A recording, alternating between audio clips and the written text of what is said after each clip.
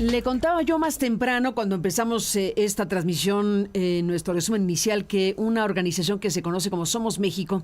Somos México es una organización que se ha dado la tarea, bueno, de varias cosas, pero en este caso de documentar y de identificar los puntos que, pues con las valoraciones de especialistas y de gente interesada en el tema, que deberían ser todos en este caso, pues están planteándole un documento, le han entregado un documento o están presentando un documento para que el Tribunal Electoral del Poder Judicial de la Federación tome en cuenta estas consideraciones. Es un recurso que se conoce como Amigos de la Corte, que es la figura que se ha utilizado en diferentes momentos de la historia de México y del mundo, y pues no es otra cosa más que las aportaciones que personas conocedoras de una materia, en este caso la materia pues electoral y judicial, están entregando o por entregar a la autoridad para que lo considere, para que la autoridad que va a decidir tal o cual cosa lo considere. Y en este caso pues están apuntando hacia la idea de una anulación de la elección judicial que tuvo lugar en este año. Como sabemos, es una circunstancia muy polémica, muy controvertida, muy grave, para decirlo en una frase. Y estos ciudadanos que están organizados en Somos México, que coincide con lo que hemos conocido como Marea Rosa, de algún momento, en algún momento hay un punto de contacto con lo que fue la Marea Rosa. Participantes de aquellas expresiones conocidas como la Marea Rosa, pues decidieron constituirse como Somos México. Y bueno, pues presentaron este lunes esta figura que permite a terceros ajenos a una circunstancia litigiosa o legal, pues aportar argumentos relevantes a un tribunal. En este caso, el tribunal en cuestión es el Tribunal Electoral del Poder Judicial de la Federación, a fin de impulsar la nulidad de la primera elección judicial realizada el pasado mes de junio en nuestro país. Le aprecio mucho a Arturo Sánchez, que es uno de los ciudadanos integrantes de este proceso, que esté aquí para hablar más ampliamente del tema. Arturo fue en su momento consejero electoral, formó parte de la Autoridad Electoral Federal en México y pues es conocedor de la materia, obviamente. Y te aprecio mucho, Arturo, que nos tomes la comunicación y que podamos escuchar los elementos que han puesto a la consideración del Tribunal Electoral. Buenos días y bienvenido. Muchas gracias, Carmen. Qué gusto estar contigo y tu auditorio esta mañana. Pues creo que lo has explicado muy bien. Hay actores que tienen toda el interés jurídico y todas las atribuciones para presentar ante el Tribunal Electoral un juicio o un recurso que les permite solicitar que algunas partes de la elección judicial sean anuladas o de la elección en su conjunto.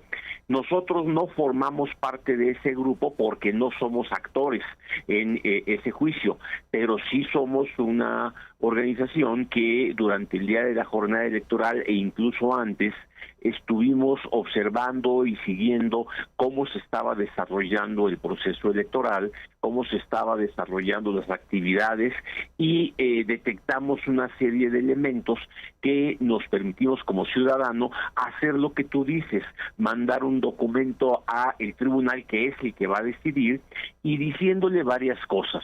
En primer lugar, recordando que desde nuestro punto de vista, desde el origen del proceso electoral, hubo una serie de vicios que hicieron poco transparente y claro la forma como se hizo la conformación de toda la elección.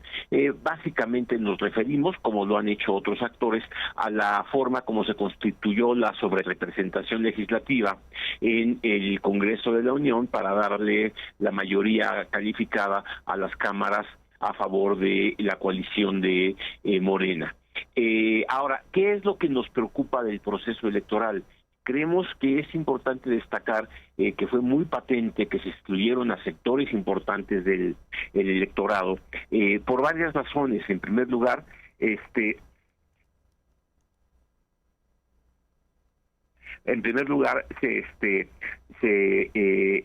eliminó la posibilidad de que participaran mexicanos en el extranjero, no pudieron votar las personas en prisión preventiva, se disminuyó el número de casillas, todo este tipo de fenómenos pues no le dan a la elección el carácter al que nos tiene acostumbrado el Instituto Nacional Electoral.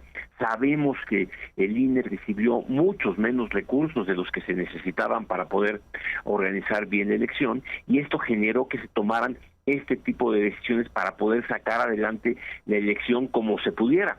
Incluso todas estas cuestiones que supimos de que no se contaron los votos el día de la jornada electoral, en la noche en la casilla, sino que se llevaron a los consejos distritales, cosa que pueden ser procedentes, pero faltó la transparencia, el conocimiento, y sobre todo en otra parte argumentamos que no tuvimos la libertad plena para tener un voto, para emitir un voto plenamente informado y razonado, cuando teníamos enfrente más de 3.400 candidaturas para elegir 881 cargos, lo cual hacía muy difícil poder hacer un análisis claro. Y evidentemente esto motivó la salida de los acordeones, que curiosamente fueron distribuidos en toda la República, así lo documentamos, y que generó una especie de incentivo a votar por determinadas personas que resultaron las ganadoras.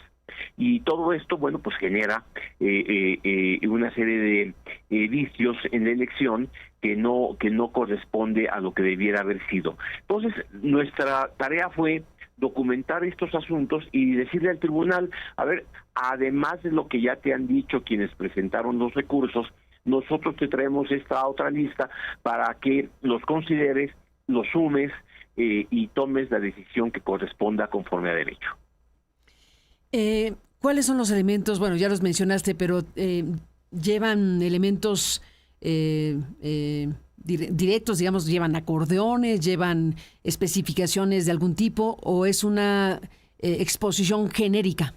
Es una reflexión general. Estamos también puestos a la disposición del tribunal si requiere más información, pero sí se mencionaron muchos elementos, muchos testimonios de personas que están dispuestas a participar, en donde explican cómo se les visitó en su casa, se les entregó acordeones, se les pidió que votaran en tal o cual otra forma, además de que hubo funcionarios públicos y funcionarios partidistas o miembros de partidos políticos que formaron parte de este tipo de acciones y que, bueno, había que denunciar.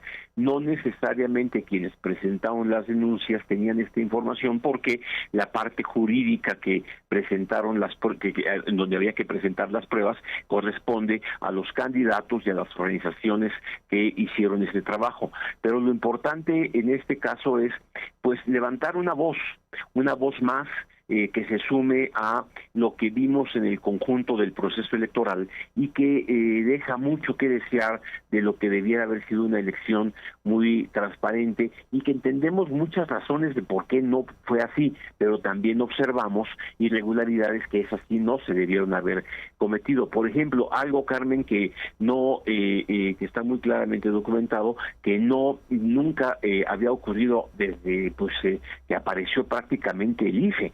Encontrar en los paquetes electorales boletas que no habían sido dobladas y que por lo tanto no habían sido introducidas en las urnas, y que por lo tanto alguien las puso ahí sin que representen realmente la voluntad de la ciudadanía. Las boletas planchadas, que se le llaman, el hecho de que en algunas casillas haya habido más votantes que los electores del listado nominal, pues eso ya ha sido denunciado. Lo que nosotros hacemos es reiterarlo, porque nuestra gente nos dijo, yo lo vi, yo estuve ahí y vi cómo este tipo de cosas ocurrieron, y el tribunal pues considerará o no estos elementos para poder tomar finalmente su decisión, y de esta manera pues que haya una al menos una llamada de atención, porque como tú sabes, Carmen, en el 27 vamos a tener otra vez una elección judicial, que esta sí se va a empalmar con la elección federal para la Cámara de Diputados, y las 32 elecciones locales. Y si esto ocurrió en la elección de este junio pasado, pues no quiero imaginarme qué puede ocurrir ante una situación electoral en la que todo el país va a estar involucrado y que, bueno, va a ser mucho más difícil llevar los controles adecuados para que la elección, al menos de la parte de el sector judicial, del Poder Judicial, sea realmente pues lo que se propone y se busca que sea. Más allá de si estamos o no de acuerdo de que se deben elegir o no a los jueces, eso ya está en la Constitución. Bueno, pues si se va a hacer así, que se haga correctamente y no permitir este tipo de irregularidades que se presentaron este año. Estaremos al pendiente, Arturo Sánchez, sobre lo que ustedes han presentado ante el Tribunal Electoral del Poder Judicial de la Federación. Seguiremos hablando, Arturo. Gracias por tomar la comunicación. Carmen, muchas gracias. Saludos a todo tu auditorio. Gracias y buenos días.